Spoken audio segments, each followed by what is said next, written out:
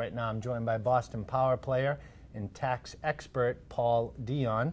Now, Paul, for somebody who's looking to sell their home in this market this year, how can they maximize their tax benefits when it comes to the sale of their home? Okay, there are actually two components, one of which has continued in the tax law.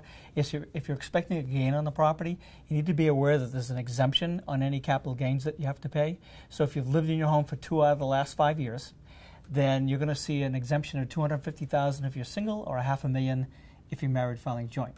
If you don't think you have the 2 years yet, you should be talking to your accountant to make sure that you meet that criteria, because that can be a very expensive choice to sell a house too soon if you haven't been in it long enough.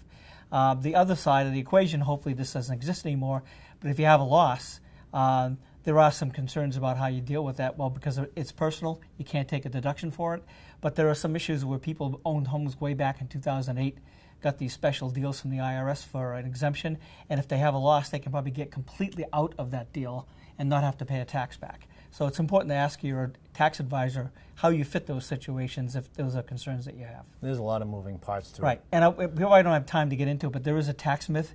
There's tax laws that existed prior to '97 people still think exist. For instance, they think they have to buy up and replace the property. That no longer exists. Okay, another reason to connect with an expert like yourself. Right. And if you're selling your home in the near future and you'd like to connect with Paul directly, you can go to his website at pauldioncpa.com.